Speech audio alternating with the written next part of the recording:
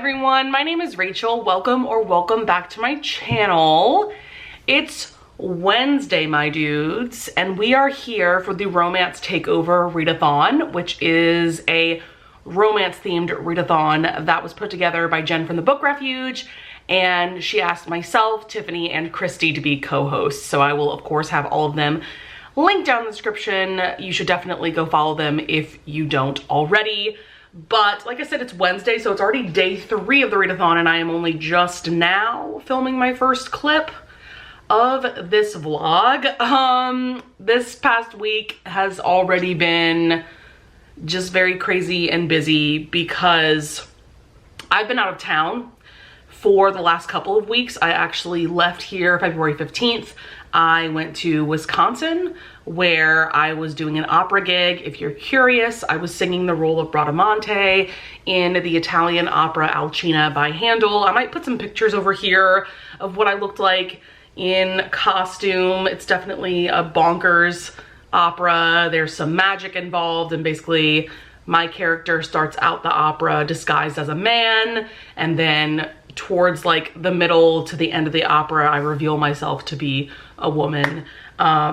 And man, this has been a dream role of mine for quite some time. I've sung this opera, what, 6 years ago at this point, and I sang a different role, and I really loved that role too. But Bradamante, she's just a spitfire, an icon, and this was just amazing, an amazing experience. But while I was out of town, I was just very busy, obviously, with like rehearsals and then getting into the performances.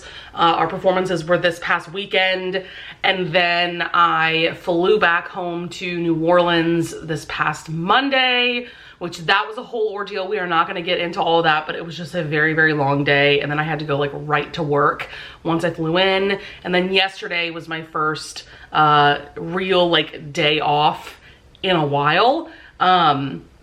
And so I've just been playing catch up with everything in my life, including reading, because I was definitely getting into a reading slump while I was out of town. I only read 23 books total for the month of February, which for some of you that may sound like a lot, but someone like me, I'm used to reading about a book a day. So I wanted to have read like 28 to 30 books in February, but that didn't happen.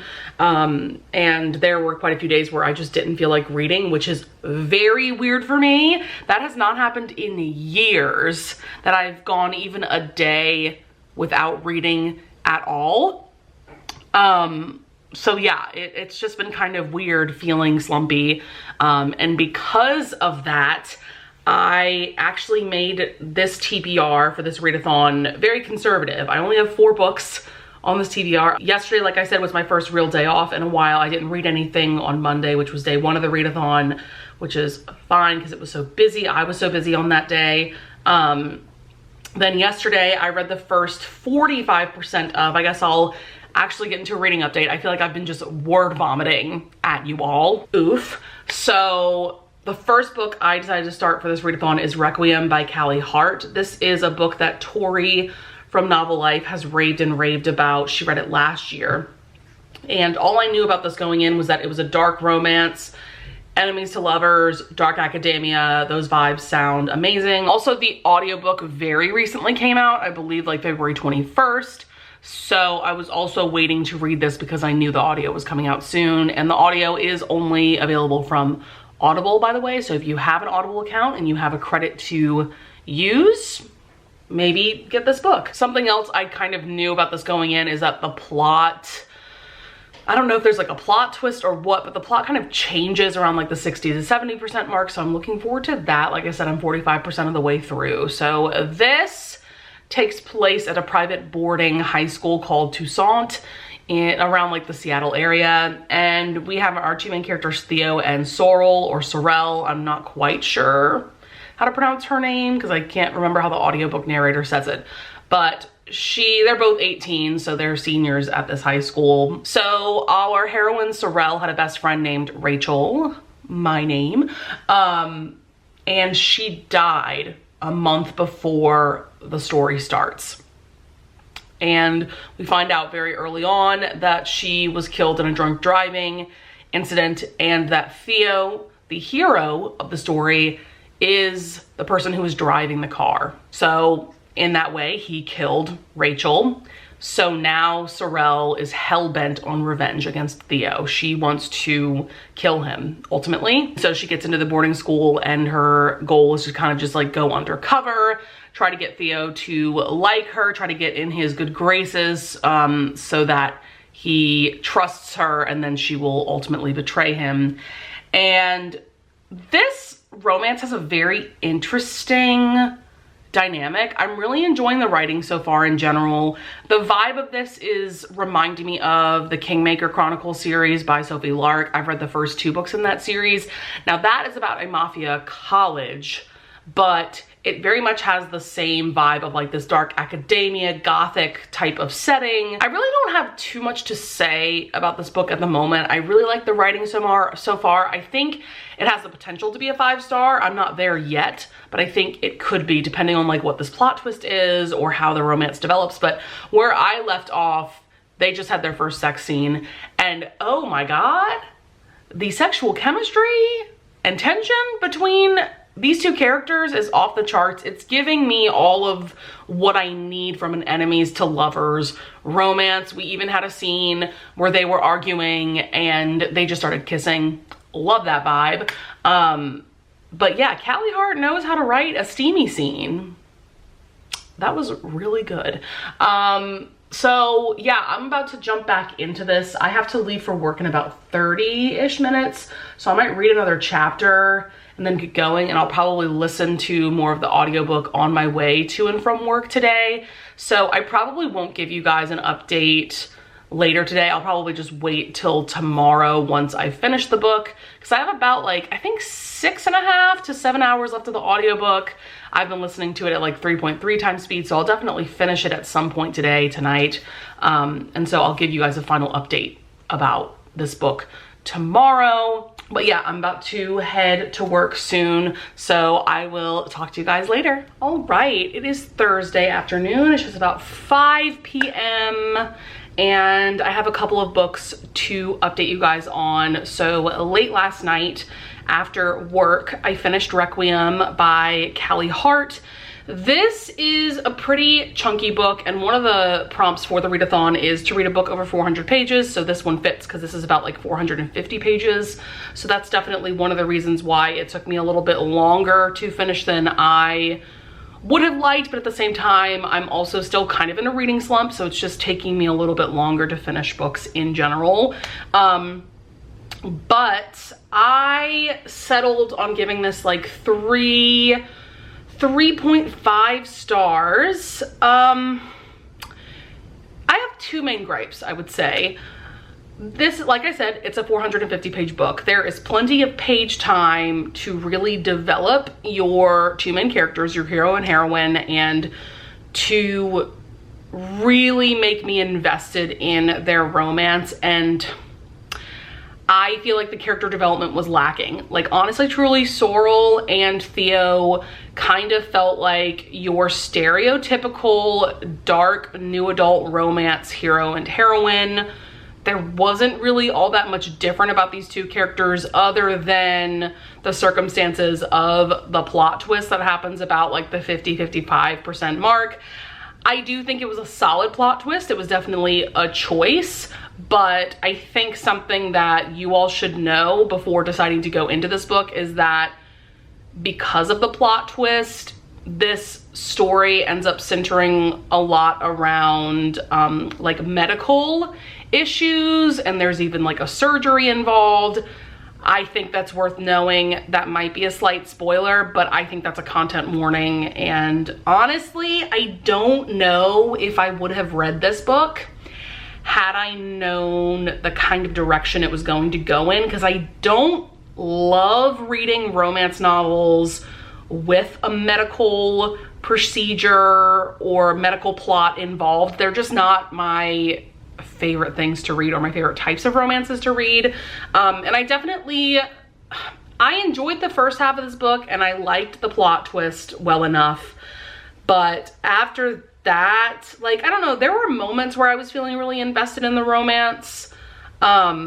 because you could feel how desperately, especially the hero felt for the heroine, Theo felt for Sorrel. But at the same time, I found myself zoning out quite a bit towards the end. Do I recommend it? Like, if you are here for the dark academia, new adult vibe, you'll like at least the first half of the book, because by the second half, the dark academia setting kind of dissolves, which I think was another element that I didn't love, because I really enjoy dark academia, gothic vibes, and yeah, that kind of dissolves towards the end.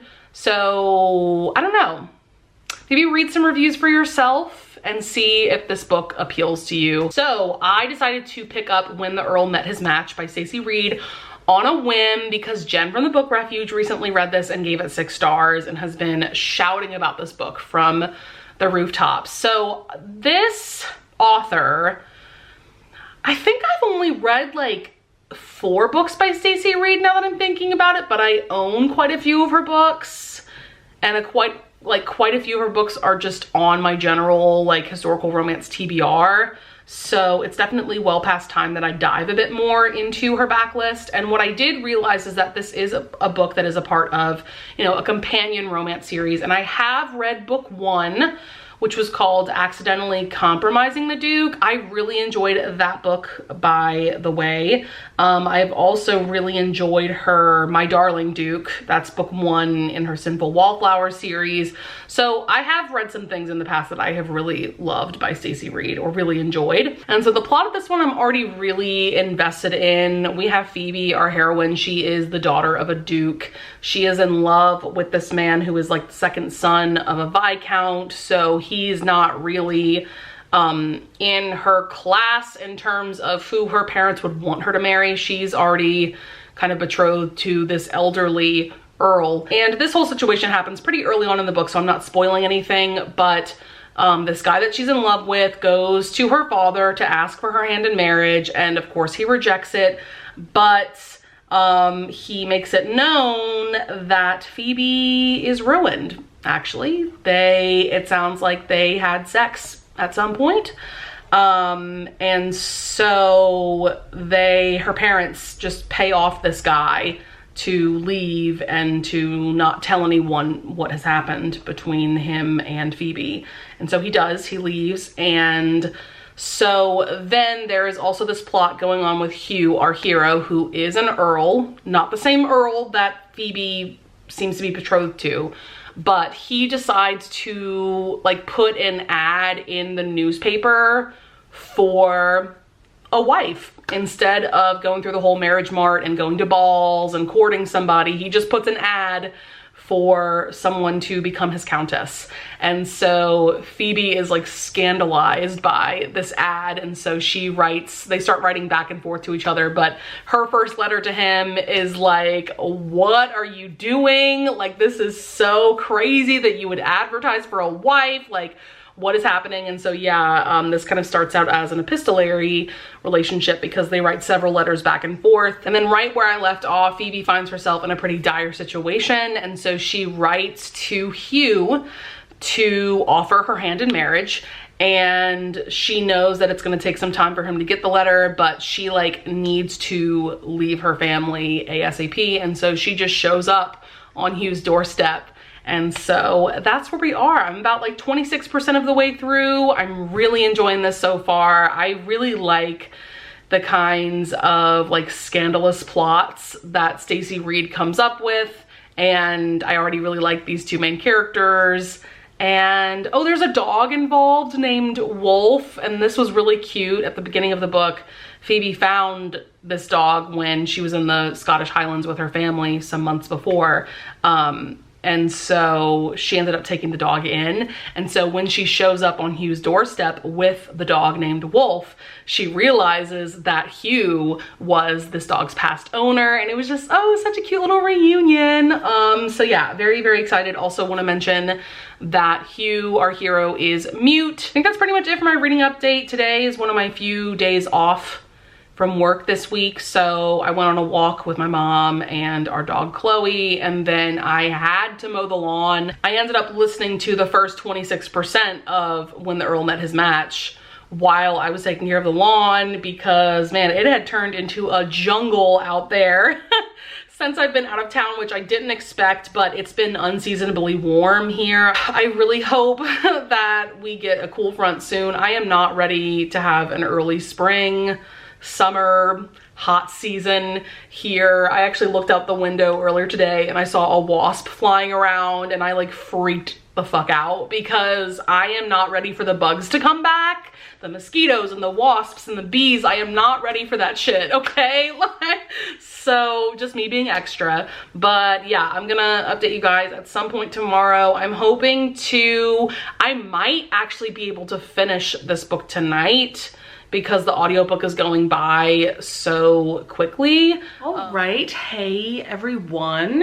It is almost Saturday because it's almost midnight, but it's still technically Friday. I had work today, but late last night I finished When the Earl Met His Match by Stacey Reed. I ended up giving this 4 stars. I really enjoyed it, but it wasn't a 5-star read for me just because I felt it was like a little bit slow at times, maybe a little bit mundane at times. Not that I necessarily like need a super exciting book or romance, but things just felt like a little too slow at times. But Jen was right.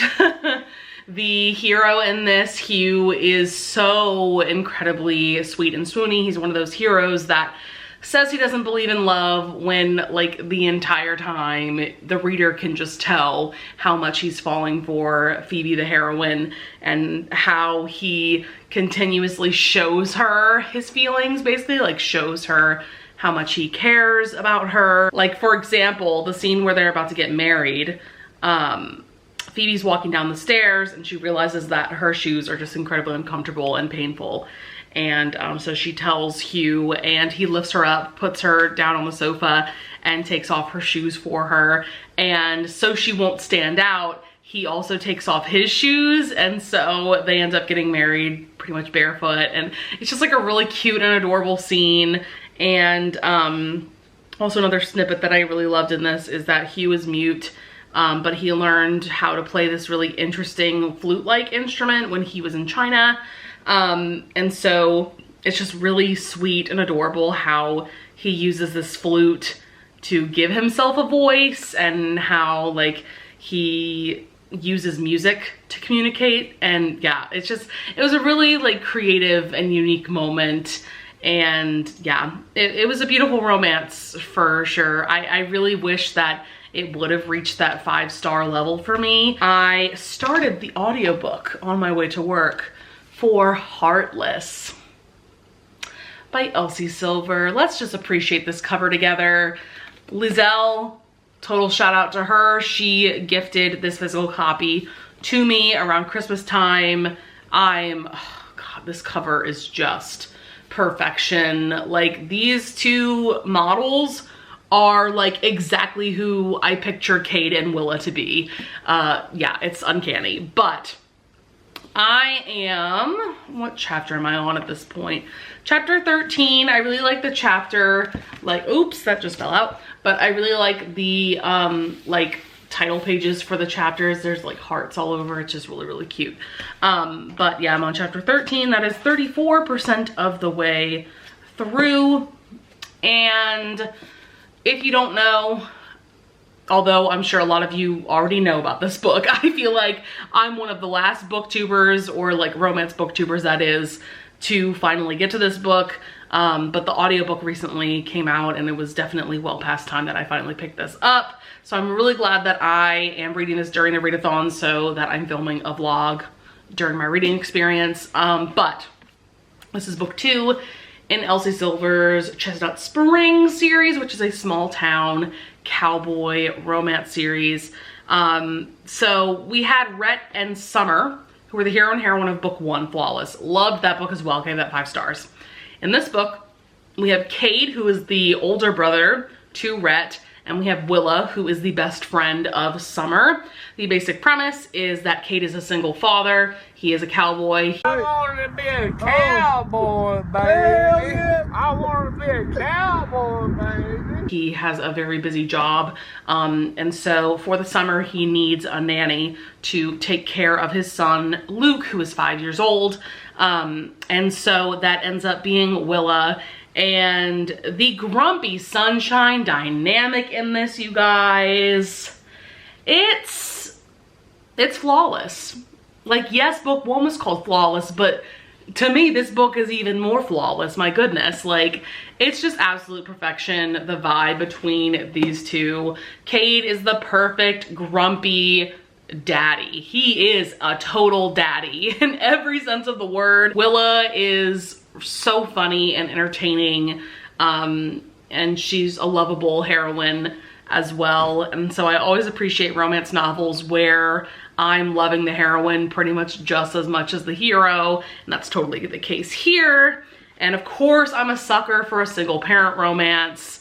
Yeah, this is just wonderful so far. There have been several moments listening to this audiobook. The audiobook is fantastic, by the way. Highly, highly recommend it.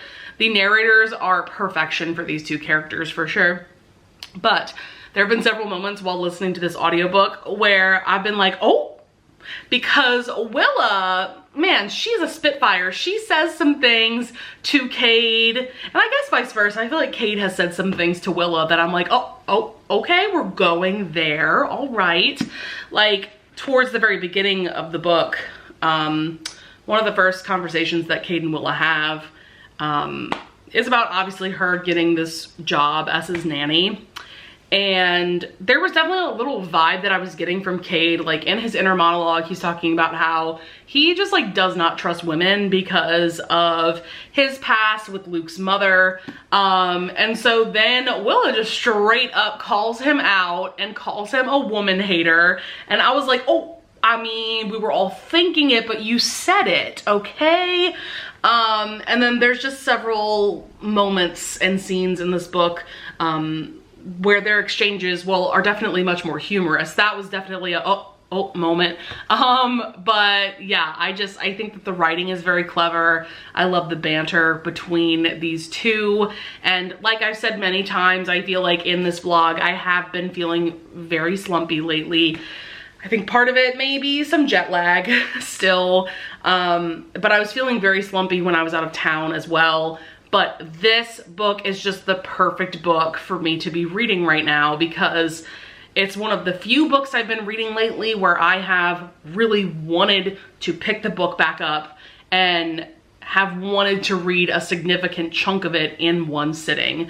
The last book that I can recall where I had a similar experience was my reread of A Court of Silver Flames last month. I wanted to read more of this before giving you guys an update, but also I didn't want to get like too far into the book before giving like a first update of like my initial thoughts. So I'm definitely gonna finish this at some point tomorrow. I'm hoping to get to at least the 50% mark before I go to bed tonight, which is definitely doable because it's midnight now. And I know I'm not going to bed anytime like really soon. So yeah, I'm vibing with the story, vibing with the audiobook, just vibing with everything. So yes, all that being said, I will talk to you guys at some point tomorrow. Not it being midnight and me just now getting around to filming my videos for the week.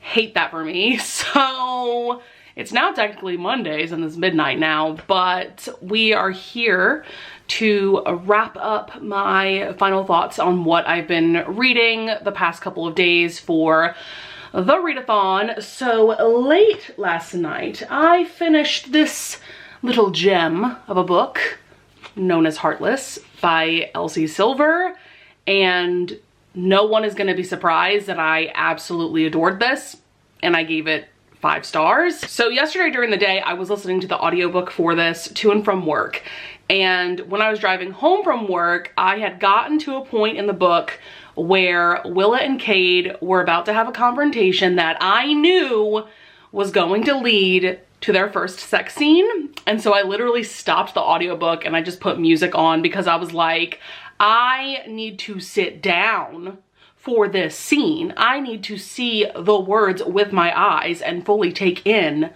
the story now, you know? And I was right.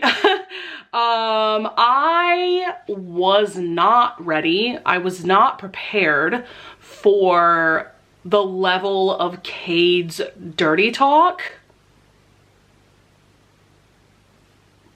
What can I even say to you? You know what I mean? Like, wow. There were several moments where I went, oh, as I'm like reading and listening to the audiobook at the same time. By the way, you need to get the audiobook because these narrators are just perfection for Willa and Cade. There's so many iconic scenes and moments in this book as well. And not just Daddy Cade and Willa being perfection as individuals and together, but also Willa's relationship with Luke, who is Cade's 5-year-old son, is absolute perfection. There's a moment toward the end of this where he asks Willa if he can call her mom, and that just stabbed me in the gut in the best way possible. I was done at that point. Oh my God. And Cade is just the best father ever, I think. I don't think I've ever read a single dad hero that is as amazing as Cade. So you need to just do yourself a favor if you have been sleeping on this series like I have for a while, honestly. Just do yourself a favor and pick up these books. I'm also glad that I ended up buddy reading this with Ava from Ava's Romance Books.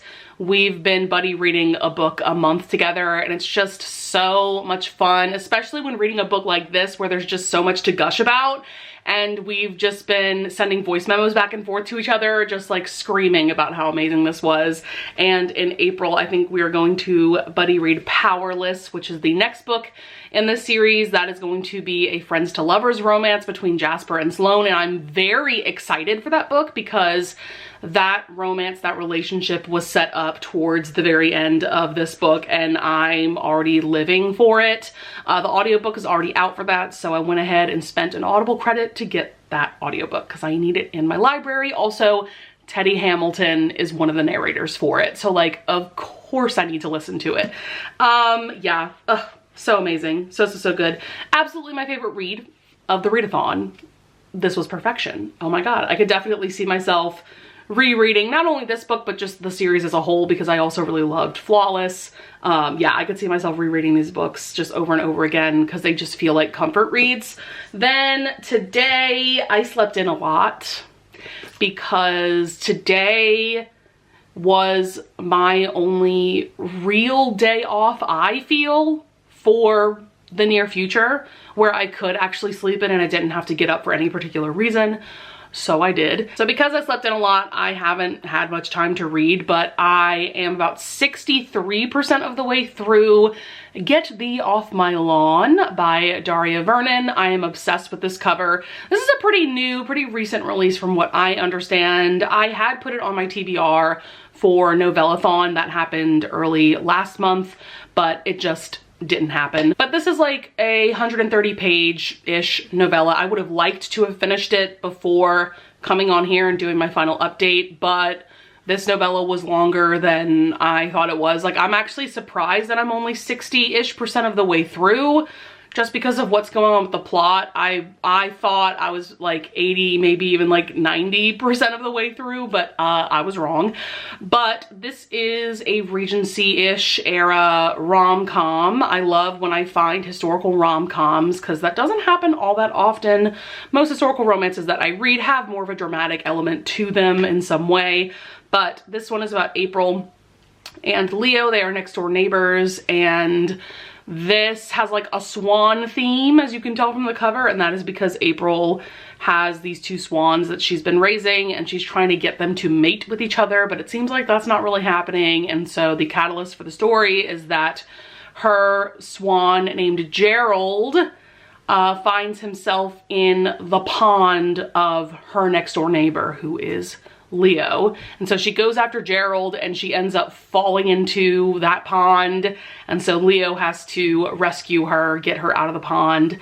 And from there, steamy times pretty quickly ensue, and I was here for it. I was here for it.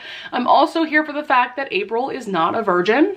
She has enjoyed the company of gentlemen in her past, because usually in historical romances, the heroines tend to be virgins just because of what society expected of women back then. There's just a quirky and fun feeling to this novella for sure, but things are definitely getting a bit more serious the later we get into the story. But yeah, I'm just really liking this so far. I could see myself giving it 4 stars.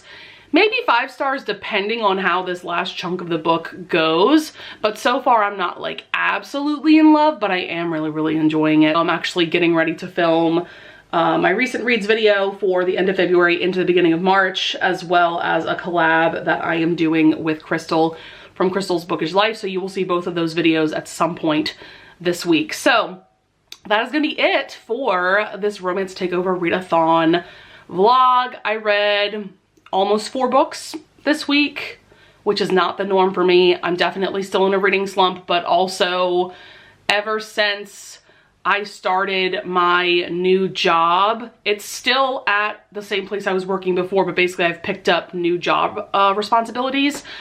Now I just don't have nearly as much time to read as I used to, which is sad, but at the same time, I'm making more money, which is nice. So, you know, being financially comfortable reading books, it's a toss-up for me, you know?